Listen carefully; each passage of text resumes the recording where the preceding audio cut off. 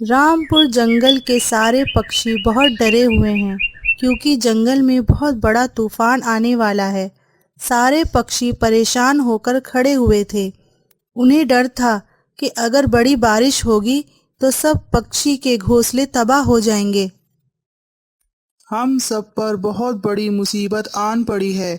हमारे मौसम के जानकार पक्षियों ने ये सूचना दी है कि 2 से 3 दिन में बारिश के साथ साथ बहुत बड़ा तूफान आने वाला है। आप सबको जल्द से जल्द अपने घोंसले पक्के करने होंगे। सब पक्षी डर के मारे एक दूसरे की तरफ देख रहे थे। उसमें से एक पक्षी ने कहा, राजा जी, हम 2-3 दिन में कैसे घोंसला बनाएंगे? लकड़ियां जमा करने में ही हमें 7 से 8 दिन लग जाएंगे। तुम चिंता मत करो, हमने इसका इंतजाम पहले से ही कर लिया है। हमारे राज्य के भंडार में कुछ लकड़ियां जमा हैं। मुसीबत के वक्त के लिए इसे जमा करके रखा था। अब इनका इस्तेमाल करने का समय आ गया है। हमारे रामपुर जंगल के सिपाही आपके घोंसले के नीचे कुछ लकड़ियां डाल देंगे। आपको सिर्फ अपने घोंसले पक्के करने होंगे। चलो अब घोंसले की तैयारी में लग जाओ। सारे पक्षी अपने अपने घोंसले की तरफ निकल पड़े। अब मैं क्या करूं? मेरा तो इस दुनिया में कोई भी नहीं है और मुझसे ये सब काम भी नहीं होते। तुम चिंता मत करो सोनी मौसी, मैं हूं ना आपके साथ। हम दोनों मिलकर अपना घोंसला बनाएंगे ताकि दोनों का समय बच जाए। नहीं नहीं, मुझे किसी का एहसान नहीं चाहिए। अगर कहीं तुमने बारिश के समय घोंसले से बाहर निकाल दिया तो मेरा क्या होगा? फिर मैं कहाँ पर जाऊंगी? ऐसी बात नहीं है सोनी मौसी, मैं तो हम दोनों के भले के लिए कह रही थी ताकि हम दोनों का समय बच जाए। रहने दो, मैं देख लूंगी। ठीक है, जैसी आपकी मर्जी। सब सिपाही पक्षी की राह देख रहे थे। सबको घोंसला जो बनाना था। थोड़ी देर बाद सिपाही पक्षी लकड़ियां लेकर आ गए। उन्होंने हर एक पेड़ के नीचे लकड़ियां डाल दी। सोनी मौसी और भट्टो लकड़ियों के पास आ जाते हैं। उन दोनों से पहले कल्लू कौवा और भूरा कौवा वहां पहुंच जाते हैं। आ गए दोनों। काम के समय पर तो गायब रहोगे और जब प्रसाद बट रहा हो दोनों पहले से ही हाजिर रहते हैं, मतलबी कहीं के। आओ, सोनी मौसी, ये तुम क्या कह रही हो? इन लकड़ियों पर हमारा भी उतना ही हक है जितना तुम्हारा। आओ। हाँ हाँ, मुझे मत सिखाओ क्या अधिकार है क्या नहीं। मैं तुम जैसों को बहुत अच्छी तरह जानती हूँ। और तू आओ के बच्चे, अब के बार तूने आओ कहा तो मैं तेरा ही आओ निकाल दूंगी, समझा? ये सिर्फ 3 घोंसले बनाने की लकड़ियां हैं और इनमें से मैं अपना हिस्सा नहीं देने वाली। हम तीनों में से किसी एक को दूसरी लकड़ी का इंतजाम करना होगा। सोनी मौसी, ये समय झगड़ा करने का नहीं है। ऐसी स्थिति में हमें समझौते से काम लेना पड़ेगा। मैं नहीं करने वाली समझौता। समझौता करना है तो आपस में करो। कल्लू सही कह रहा है मौसी, हमारे पास बहुत कम समय है। बारिश का तूफान कभी भी आ सकता है। हम चारों में से किसी दो को एक घोंसले में रहना होगा। ऐसा करो, कल्लू और भूरा मिलकर एक घोंसला बना सकते हैं। तुम दोनों की जोड़ी बहुत अच्छी बनेगी। नहीं नहीं रे बाबा, ये कल्लू बहुत ही आलसी और कामचोर है। इसकी और मेरी नहीं बनेगी। कल्लू भैया, अब हमारे पास दूसरा उपाय नहीं है। अगर आपको कोई परेशानी नहीं है तो हम दोनों साथ में घोंसला बना लेते हैं। मुझे कोई परेशानी नहीं है बट्टो। तो चलो फिर हम घोंसला बनाने की जगह तय कराते हैं। हाँ हाँ, जाओ जाओ। वैसे भी मुझ जैसी अबला चिड़िया की कौन मदद करने वाला है। आप भी हमारे साथ चलिए, हम सब अच्छी जगह तय करते हैं। मुझे कम अक्लमंद समझते हो? मैं क्या तुम्हें बेवकूफ लगता हूँ? मैं तुम तीनों से अच्छा घोंसला बना सकता हूँ। भूरा कहते हैं मुझे। बट्टो चलो हम हमारा काम करते हैं। सब घोंसले की जगह ढूंढने लगे। आप बताओ कल्लू भैया, घोंसला कहाँ बनाना चाहिए? अरे बट्टो, तुम उससे क्या पूछ रही हो, मैं बताती हूँ। वैसे भी तुम दोनों से ज्यादा मुझे अनुभव है।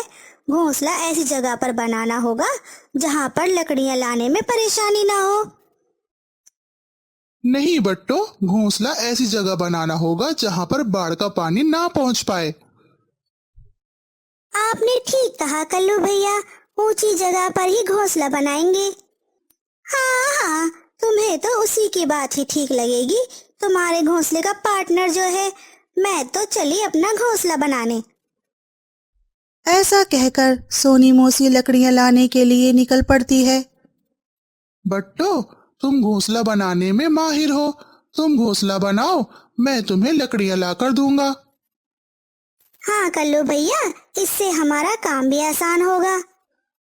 अब क्या था, सब तो तय हो चुका था। कल्लू लकड़ी उठाकर लाता और बट्टो घोंसला बनाने लगती। इधर भूरा कौवा वजन में हल्की लकड़ी उठाकर अपनी डाली पर रख रहा था। मैं चुपके से जाकर कुछ लकड़ियाँ उठाकर ले आती हूँ। इधर भूरा जमीन से लकड़ियां उठाकर पेड़ की डाली पर रख देता और इधर सोनी मौसी उन रखी हुई लकड़ियों को उठाकर अपनी डाली पर रखती। अरे, ये क्या हो रहा है? बहुत देर से मैं लकड़ियां इकट्ठा कर रहा हूँ, पर लकड़ियां तो जमा ही नहीं हो रही। चलो, मुझे लगता है इन लकड़ियों से मेरा घोंसला बन जाएगा। ऊपर कल्लू और बट्टो की मेहनत की वजह से उन दोनों का घोंसला बनकर तैयार हो गया।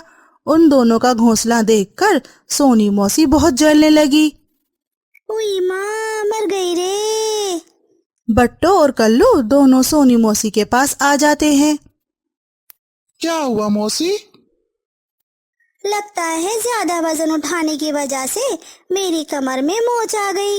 अब मैं घोंसला कैसे बना पाऊंगी?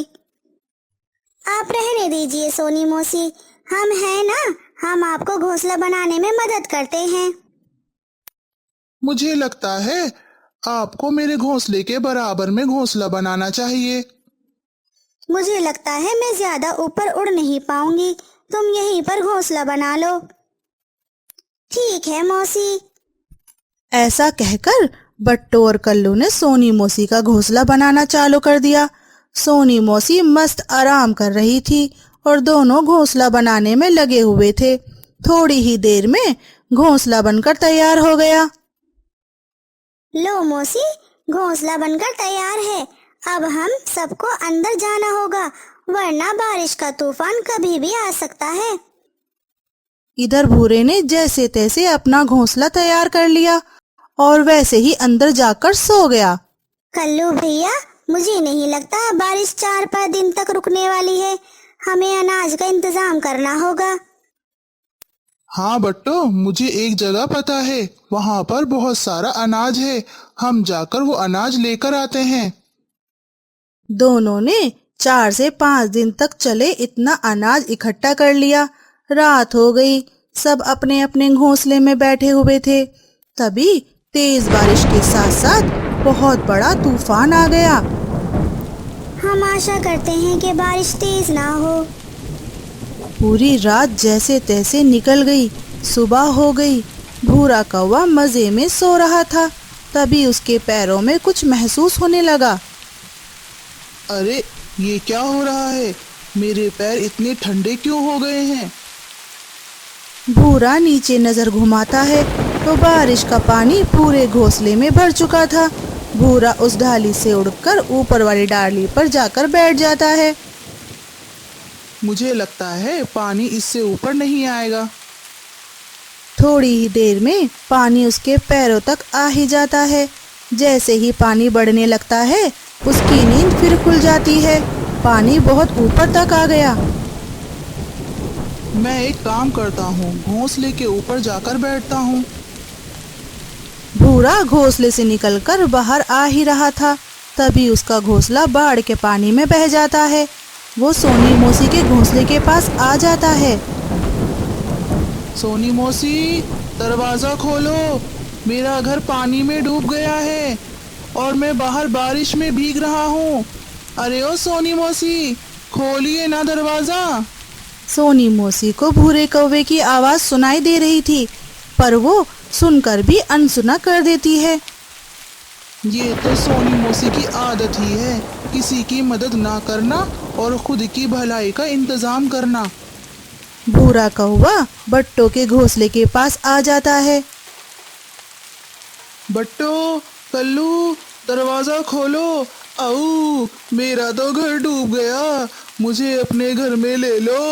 बट्टू, कल्लू, अरे खोलो जल्दी से दरवाजा। आओ, नहीं तो मैं मर जाऊंगा। बट्टो चिड़िया घोंसले का दरवाजा अंदर से खोल देती है। दोनों उसे देखकर चौंक जाते हैं। हमने तुम्हें पहले ही बताया था, बारिश बहुत तेज होने वाली है। चलो जल्दी से अंदर आ जाओ।